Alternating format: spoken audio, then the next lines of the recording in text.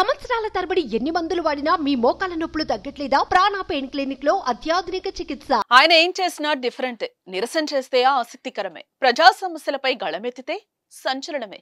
నడుములోతు నీళ్లలో దిగి ఆందోళన చెయ్యాలన్నా, పేపర్ బాయ్ అవతారం ఎత్తి ఇంటింటికి పేపర్ పంచాలన్నా ఆయనకే సాటి. వినూత్న రీతిలో నిరసన తెలుపుతూ ప్రభుత్వంలో చరణం తేవడం ఆయన స్టైల్.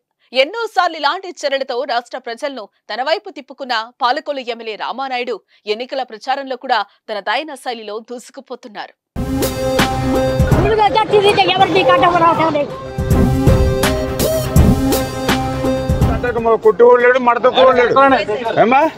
మంచి ఇల్లు కట్టించేస్తారు సార్. 2019 జగన్ సునామీలో గెలిచిన టీడీపీ ఎమ్మెల్యేలో ఒకరైన రామానాయుడు ఈసారి కూడా విజయమే లక్ష్యంగా పనిచేస్తున్నారు.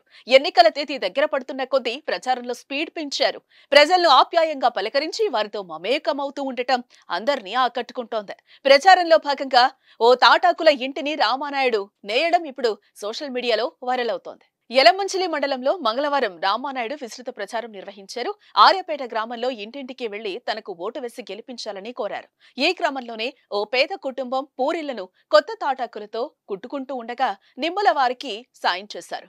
నిచ్చెన పైనుంచి ఇంటి కప్పుపైకి ఎక్కి తాటాకులను అందుకుని ఇంటిని నేశారు. ఇది చూసిన ప్రజలు రామానాయుడికి రాని పని లేదని అంటున్నారు.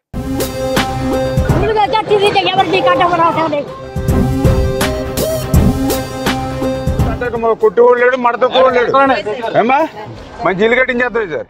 సుమన్ టీవీలో మీ పర్సనల్ అండ్ బిజినెస్ ప్రమోషన్స్ కోసం కింది నెంబర్ కి కాంటాక్ట్ చేయండి.